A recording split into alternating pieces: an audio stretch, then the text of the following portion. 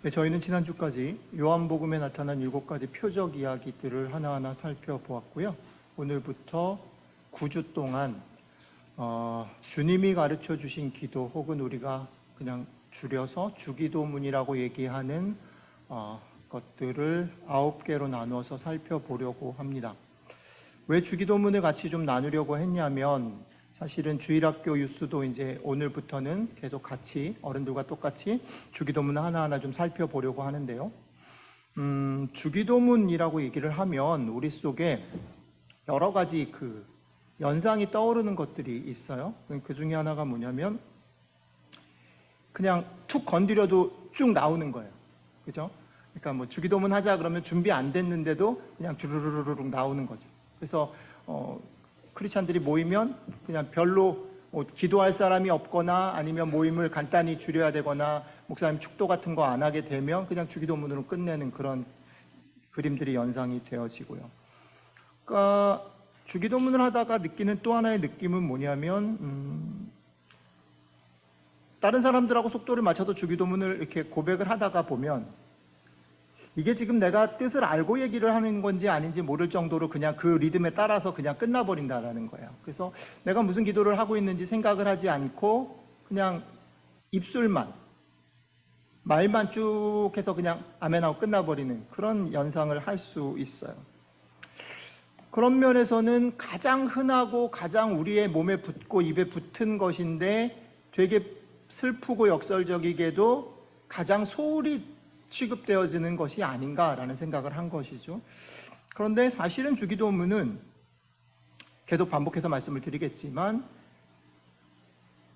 가장 짧게 축약해서 우리의 신앙이 무엇인가, 우리가 이 땅에서 그리스도인으로 사는 게 무엇인지를 짧게 딱 요약해서 보여주는, 그러니까 미션 스테인먼이라고 얘기를 하죠. 여기 보면 뭐 직장에 가도 미션 스테인먼이 있고요. 교회에도 있고 뭐 어떤 단체들마다 다 미션 스테인먼이 있는데 그 신앙 고백을 담은 것이라는 거죠. 그렇기 때문에 제가 이번에 기대하는 것은 이번 기회에 그 주기도문, 우리가 입에 붙어서 쭉 그냥 외워버리고 그냥 토해내는 그 주기도문이 실제로 하나하나 어떤 미션 스테인먼을 담고 있고 그것을 우리의 삶에 비춰보았을 때 어떤 유익이 있을까를 9주 동안 한번 천천히 좀 같이 생각을 해보면 좋겠다. 아이들부터 어른들까지 다 디딤돌교회가 그렇게 정리를 해봤으면 좋겠다라는 그런 기대가 있습니다.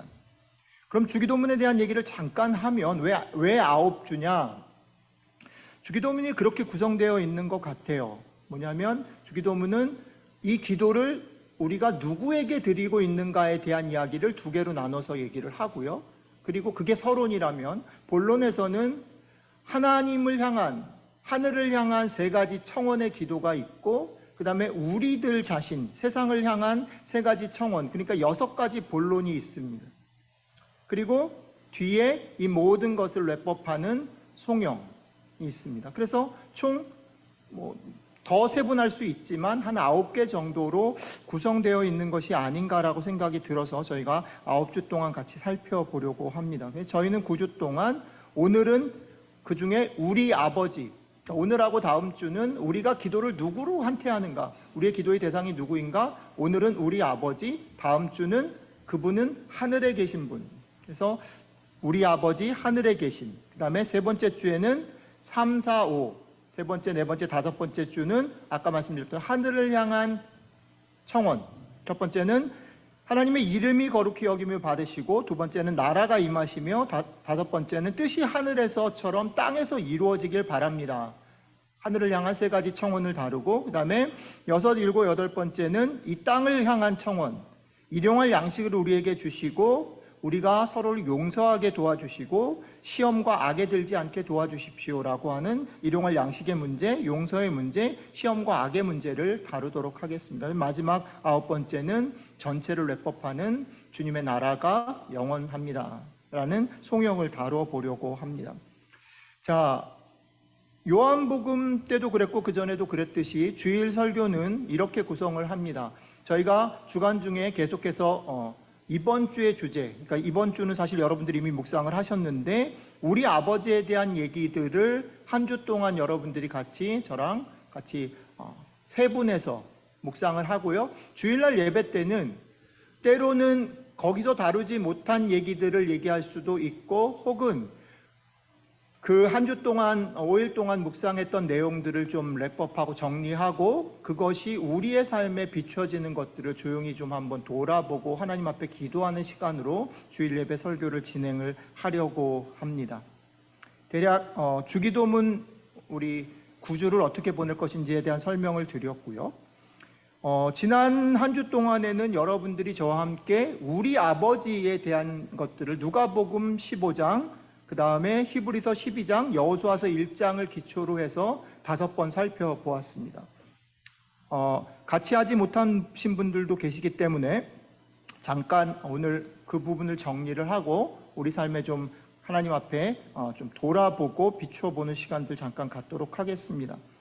첫 번째, 누가복음 15장에서 보여주는 오늘 본문, 오늘 아까 동자매님 읽어주셨던 누가복음 15장에 나타나는 아버지가 도대체 어떤 특성을 가졌는가라고 얘기할 때 제가 여러분들하고 그렇게 나눴습니다.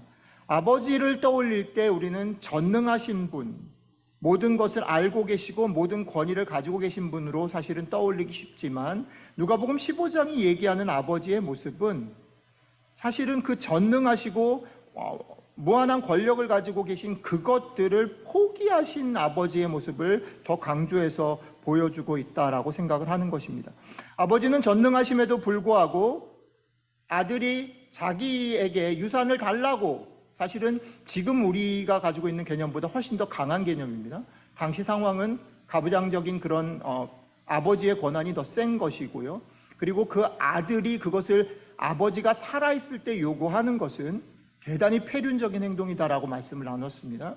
어쨌든 그 폐륜적이고 아버지의 권위로서 그냥 무시하거나 오히려 아들을 혼낼 수 있는 상황에도 불구하고 아버지는 그 전능하심을 포기하고 아들의 의견에 동의해서 돈을 나눠줍니다. 그리고 그 아들이 아버지를 떠나서 먼 나라로 가서 그것을 다 탕진하고 점점점 몰락해져 가는 상황들을 사실은 아버지가 가지고 있는 능력이나 이런 것들로 볼 때는 충분히 알아보면 알아볼 수 있고, 또 사람들을 풀어서 그 아들을 더 망하기 전에 데려올 수 있었음에도 불구하고 누가복음 15장에서 나타나는 아버지의 모습은 그런 아버지가 쓸 수 있는 능력을 사용하기보다는 끝없이 수동적으로 아들이 선택하고 아들이 결정하고 아들이 깨닫고 돌아오기를 기다리는 아버지의 모습으로 우리에게 보여진다라는 겁니다. 그분은 전능하심에도 불구하고 자신을 낮추고 자신을 비워서 무기력하게 우리가 선택하기를 기다리시고, 또 그 아들이 다시 돌아왔을 때에 그를 아무 조건 없이 환영해 주는 모습으로 그려지고 있습니다. 그러니까 지금 주기도문에서 우리가 기도를 드릴 때 우리 아버지에게 기도를 드린다라고 말을 하는 그 아버지의 모습이 성경 속에 어떻게 우리에게 부각되어지는가, 어떻게 성경이 우리에게 하늘 아버지를 소개하는가라고 말할 때 그 아버지는 전능하신 분, 능력을 가지신 분, 권력을 가지신 분, 권위가 있고 마땅히 그것을 주장할 만한 분으로가 아니라 당연히 그러심에도 불구하고 그것들을 포기하시고 그것들을 나에게 맞추시고 나를 기다리시고 내가 깨닫기를 원하고 내가 돌아왔을 때 환영하는 분으로 우리에게 소개하고 있고, 그런 아버지에게 우리는 기도를 드린다라는 겁니다.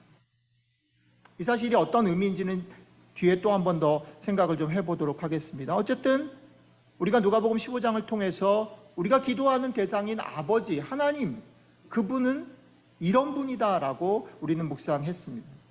자, 그 다음에 두 번째 얘기는 히브리서 12장인데 히브리서 12장에 따르면 이게 너무 좋은 거잖아요. 우리가 잘못했음에도 불구하고 끝없이 기다려주고 끝없이 용서해주고 끝없이 환영해주는 존재가 우리 가운데 있다라는 것.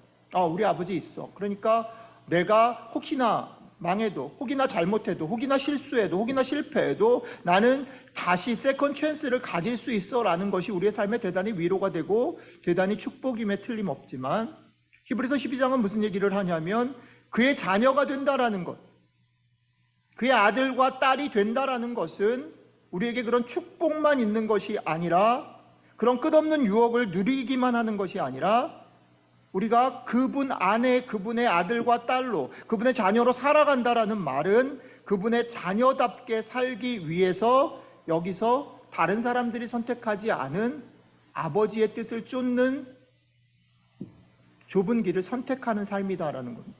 히브리서 12장이 우리에게 좁은 길의 의미 중에 제일 크게 부각해서 말을 하는 게 무엇이냐면, 아버지가 우리가 아버지의 자녀답게 살지 않는 것을 그냥 방치하시지는 않는다. 그래서 때로는 우리의 삶에 우리가 원치 않고 세상 사람들이 볼 때 근사하거나 축복스러운 삶이 아닌 일들이 우리의 삶에 종종 일어날 수 있다. 그것에 대해서 너무 놀라거나 당황하지 말아라. 우리의 삶에 그런 일들이 일어나는 이유는 오히려 우리가 하나님 아버지의 자녀이기 때문이다라고 히브리서 12장은 얘기합니다. 그리고 하나님 아버지께서는 그런 우리가 예기치 않고 우리가 기대치 않고 우리가 원하지 않는 그런 일들을 통해서 우리를 이 땅의 방법과 이 땅의 사람들이 기대하는 소망의 자리가 아니라 우리를 여기가 아닌 저기 평강과 정의가 살아있는 그 하나님의 나라의 백성답게, 하나님의 자녀답게 만들어 가신다라고 히브리서 12장은 우리에게 이야기하는 것입니다. 그러니까 여러분들과 저는 그런 아버지를 가졌기 때문에 축복이고, 우리가 잘못하고 우리가 연약하지만 다시 시작할 수 있는 놀라운 그런 특권을 누렸지만, 또 반대로는 그 특권은 우리에게 우리의 삶에 있어서 어쩌면 좁은 길을 순간순간 선택하는, 그것을 같이 책임지고 로마서의 말씀대로 하면 고난을 같이 그 영광과 함께 짊어지는 삶을 살아가야 한 것이다 라는 것입니다. 그리고 마지막으로 우리가 묵상했던 건 무엇이냐면, 여호수아서 1장 속에서 그런 아버지가 나의 아버지가 아니라 우리 주님께서 그 아버지를 소개할 때 우리 아버지라고 소개했다라는 것이죠. 우리 아버지. 여호수아서 1장 속에 나타났던 얘기는 뭐냐면 이런 겁니다. 여호수아가 이제 이스라엘 백성들을 데리고 요단강을 건너서 가나안을 취하러 가기 전에, 재밌는 건 뭐냐면 요단강을 건너기 전에 세 지파 반의 지파에게는 요단강 동쪽, 그러니까 건너기 전의 땅을 이미 다 줬다라는 거지요. 그리고 그 땅을 이 사람들은 이미 가졌어요. 전쟁에서 이겼고 이미 가졌단 말입니다. 가졌으면 이 사람들은 더 이상 요단강을 같이 건너가서 그 전쟁을 계속해야 될 이유가 없는 겁니다. 그런 사람들을 앞에 두고 여호수아가 이렇게 말하는 겁니다. 너희 자녀와 여자들은 전쟁을 할 수 없으니까 여기 남아있지만, 너희 남자들, 전쟁을 할 수 있는 너희들은 나머지 지파의 사람들과 함께 요단강을 건너가서 저쪽에 가나안을 다 나머지 지파들이 얻을 때까지 같이 싸우고, 그것이 다 얻어지고 난 다음에 다시 돌아와서 너희 땅을 취해라 라고 얘기를 하는 것입니다. 이건 무엇을 보여줍니까? 왜 그래야 합니까? 분명히 그들은 자기의 땅을 가졌지만, 이 싸움은 우리의 싸움이고 나는 우리에 속해 있기 때문에 우리의 싸움이 다 끝나지 않는 한 이 전쟁은 끝난 것이 아니고 그것은 내 땅이 아닌 것이다 라고 얘기하는 것입니다. 그리고 그것에 대해서 이 요단 동쪽에 있는 세 지파 반의 사람들이 예, 우리가 당신의 말을 그렇게 순종하겠습니다 라고 반응하고 있습니다. 우리가 그리스도인이 되었을 때, 우리가 하나님 아버지를 나의 아버지로 고백할 때, 예수 그리스도를 나의 구주로 고백할 때, 그것은 내가 우리 아버지가 목사이기 때문에, 내가 교회를 오래 다녔기 때문에, 내가 어떻게 하다가 보니까 교회에 속해 있기 때문에 구원받는 것이 아닌 것을 여러분들과 저는 잘 압니다. 구원은 그런 면에서 철저히 예수 그리스도의 사건과 나 사이에, 그리고 우리를 구원하시기 위해서 그 일들을 행하신 하나님과 나 사이에 철저히 개인적인 선택과 개인적인 결단에 의합니다.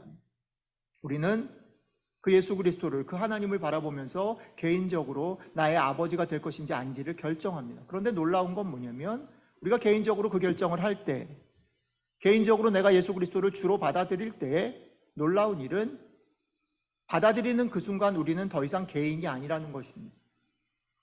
그것을 고백하는 순간, 그것을 받아들이는 순간 우리는 나가 아니라 우리가 됩니다. 그것을 성경은 이렇게 말합니다. 하나님의 백성 혹은 신약적인 표현으로 얘기를 하면 예수 그리스도를 머리로 하는 교회의 지체가 된다. 몸의 한 부분이 된다라고 말합니다. 그래서 제가 여호수아서 1장을 가지고 우리가 하나님을 우리 아버지라고 고백하는 것 중에 제일 중요한 특징에 대한 얘기를 이렇게 말씀을 드렸습니다. 뭐냐면 우리가 교회로 한 공동체로 산다라는 것, 우리가 우리 아버지라고 고백한다라는 것의 중요한 특성 중에 하나는 뭐냐면 우리 안에, 교회 안에, 아니면 내가 공동체라고 생각하는 것 안에 가장 걸음이 느린 사람, 가장 연약한 사람, 가장 보이스가 작은 사람에게 보조를 맞출 수 있는 곳이 되어야 한다. 교회에서는 그런 면에서 나이로 보면 주민이가 가장 귀하고 가장 우리의 스탠다드가 되어야 한다. 만약에 우리 교회 안에 가장 지난 한 주 동안 가장 큰 어려움이 있었거나 아직도 계속해서 공동체 지체들을 힘들게 하고 교회를 힘들게 하고 여러 사람들을 어렵게 하는 잘못을 범하는 사람이 있다면 그 사람과 기꺼이 다른 어떤 것들을 포기하더라도 보조를 맞출 수 있는 것, 그게 교회가 되어야 한다. 그게 공동체가 되어야 한다. 그게 하나님의 나라가 되어야 한다. 그게 신앙의 도리가 되어야 한다라고 말하는 것입니다. 고린도전서 12장이나 로마서 12장에 따르면 단순히 보조를 맞추는 정도가 아니라 어떻게 표현하고 있냐면 우리 안에 가장 연약한 지체가 가장 영광스럽고 우리 안에 가장 볼품없는 그 존재가 가장 존귀히 여김을 받는다라고 표현하고 있습니다. 우리는 신앙생활을 하면서 교회를 다니면서 사실은 성경대로 살겠다라고 얘기하고 성경대로 사는 것을 되게 강조해서 수많은 얘기를 합니다. 그래서 그 기준을 가지고 수많은 사람들이 틀렸다라고 말하고 이건 이단이고 이건 잘못됐다라고 말을 합니다. 그런데 사실은 성경이 말하려고 하는 기본적인 어떤 정신에 있어서 그 정신을 실천하는 데 있어서 교회는 사실은 대단히 하나님의 말씀을 소홀히 하는 일들이 많이 있다는 겁니다. 그 중에 하나 저는 이 부분을 우리가 대단히 주목해야 한다고 생각합니다. 가장 연약한 지체, 가장 볼품없는, 가장 쓸모없는 존재에게 보조를 맞출 수 있는 공동체가 되어야 한다는 사실은 우리가 살아가는 세상 속에서는 지키기 정말 어려운 삶의 원칙 중에 하나입니다. 이것을 해본 사람은 압니다. 해본 사람은 압니다. 여러분들이 부모로서 가정에서 여러분들의 자녀나 혹은 남편이나 아내가 이 가정이 가야 되는 방향들의 가장 걸림돌이 되어지는 어떤 순간에 여러분들이 세워놓은 목표나 계획과 가야 될 그런 어떤 당위를 포기하고 그 사람과 걸음을 맞춰보려고 한다면 그거는 정말 엄청난 희생과 각오가 있지 않으면 안 된다라는 것을 경험해 보셨을 거라고 생각합니다. 저도 그런 생각을 많이 하는데 아이들의 말들은 어른들에 의해서 정말 많이 무시됩니다. 아이들한테는 그게 더 엄청나게 절박하고 엄청나게 중요함에도 불구하고 어른들의 기준과 어른들의 눈에 볼 때는 그건 대단히 하찮은 것으로 여겨질 때가 대단히 많습니다. 가정에선 그렇지만 교회 안에서, 사회 안에서 잘 보십시오. 자기의 보이스를 분명하게 낼 수 없는 사람들, 그게 어떤 이유에서건 간에 그들의 소리가 존중받지 않는다면 그것은 오늘 말씀대로 얘기하면 우리가 하나님을 우리 아버지로 고백하지 않는 것이며 그 공동체는 하나님의 나라가 될 수 없는 것입니다. 자, 이런 몇 가지 얘기들을 지난 주간에 저희가 묵상을 했습니다. 주님이 가르쳐 주신 기도를 배우는 일을 저희가 오늘부터 시작하면서 처음 우리는 우리 아버지에게 기도한다라는 삶의 원리들을 조금 정리를 좀 해서 다시 설명드렸습니다. 그런데 이 삶의 원리들은요, 여러분들의 구체적인 일상, 그러니까 여러분들의 가정이든 교회든 아니면 여러분들이 만나는 생활하는 직장이든 여러분들이 만나는 사람들 구체적인 일상에서 끄집어내져서 비춰보는 거울이 되어야 합니다. 그렇기 때문에 이렇게 주일날 그리고 주간 중에 주기도문을 묵상하는 일은 여러분들에게 그냥 우리가 큐티를 하니까 주일날 예배를 드리니까 설교를 하니까가 아니라 이것은 여러분들의 가슴에 여러분들의 마음에 품어야 되는 것입니다. 주님이 가르쳐 주신 기도는 앞에서도 말씀드렸지만 주문이나 만능 열쇠가 아닙니다. 주님이 가르쳐 주신 기도는 그 기도를 통해서 나 자신이 누구이며 내가 무엇을 향해 가고 있는지를 돌아보는 신앙의 고백이고 우리 삶의 구체적인 구비구비마다 우리가 그 하나님과 묻고 나누고 듣고 말하는 대화이기 때문입니다.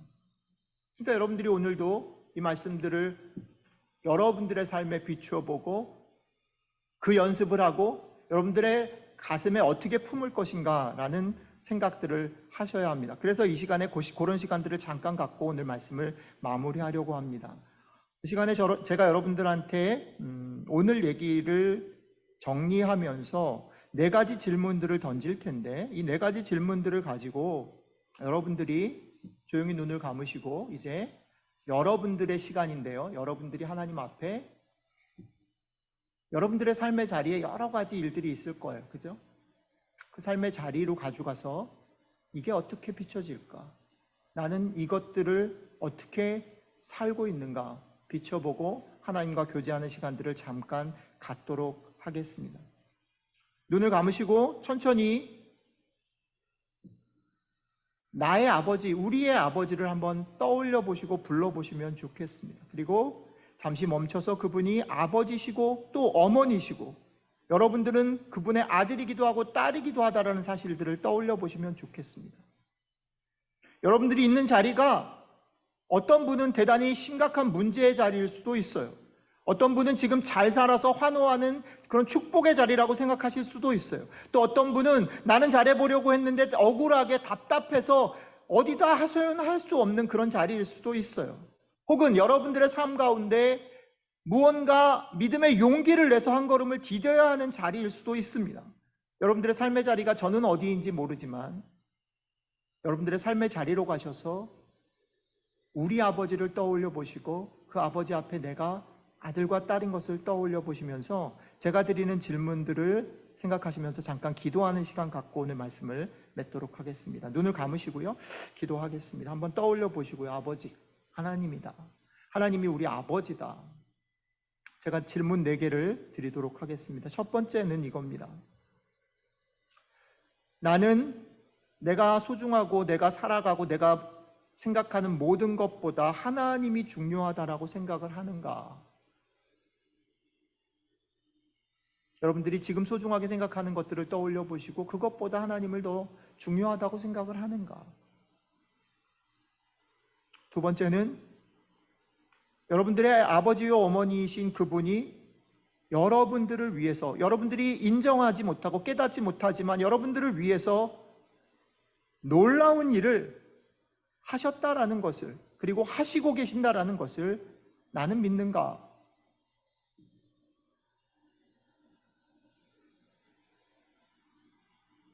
그분이 여러분들의 삶에 놀라운 계획을 가지고 계셨고 또 계시고 있고 앞으로도 그렇게 하실 것을 믿는가? 세 번째는 여러분들은 아들로서 딸로서 하나님 아버지가 가지고 있는 나에 대한 기대를 좀 의식하면서 살고 있는가? 그렇게 살고 싶은가?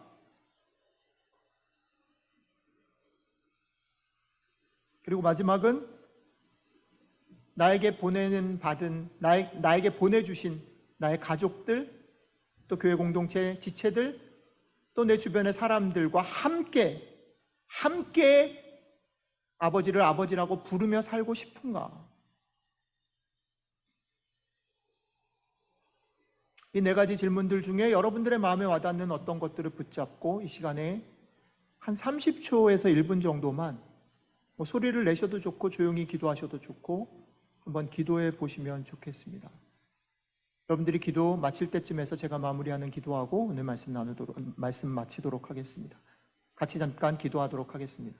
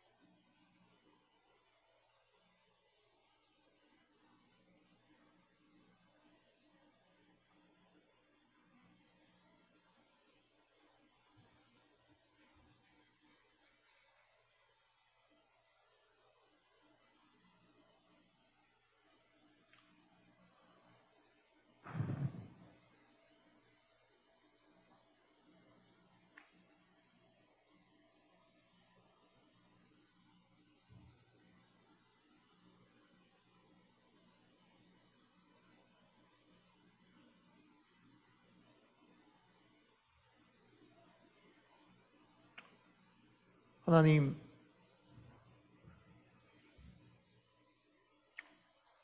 저희가 저희의 문제, 저희의 꿈, 저희의 기대와 바람, 혹은 저희들의 연약함과 잘못들의 눈과 생각과 마음이 온통 뺏겨서 그 모든 것을 충분히 용서하시고 충분히 회복하시고 충분히 환영해 주시는 아버지를 잊고 살았음을 고백합니다. 오늘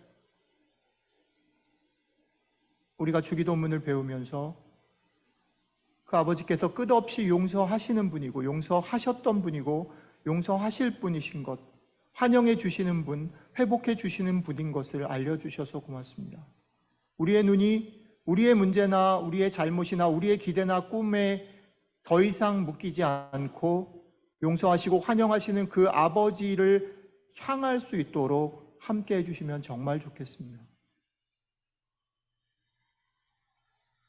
우리의 마음과 눈과 생각이 그 아버지를 향함으로 말미암아 우리가 가지고 있는 기준과 꿈과 기대를 쫓아 사는 것 아니고 세상이 우리에게 기대하고 바라고 강요하고 선동하는 것에 흔들리지 아니하고 아버지의 자녀답게 살기를 힘쓰는 저희들이 되게 하십시오.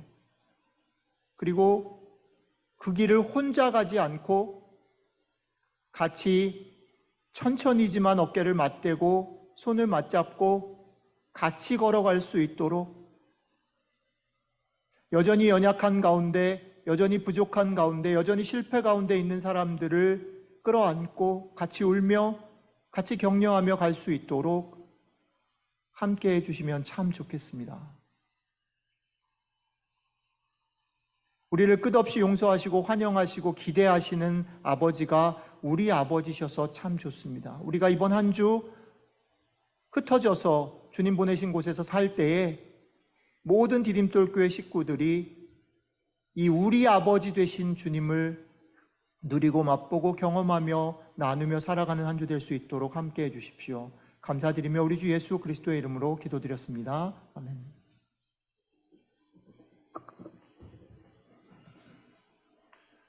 다 함께 헌금에 대한 고백 드리도록 하겠습니다. 주님, 우리가 주의 것을 주께 돌려드립니다. 이번 한 주 참된 주인과 함께 주인의 뜻을 따라 살게 하십시오. 아멘. 다들 일어서셔서 축복 및 파송하도록 하겠습니다. 우리의 삶의 주인이신 하나님께서 여러분들을 삶의 자리로 보내셔서 사랑하고 섬기며 살게 하실 때에 하나님은 우리를 홀로 두지 않으시고 우리 속에 피와 살로 계신 예수 그리스도와 그의 보내신 성령님으로 우리를 지키실 것을 믿습니다. 아멘.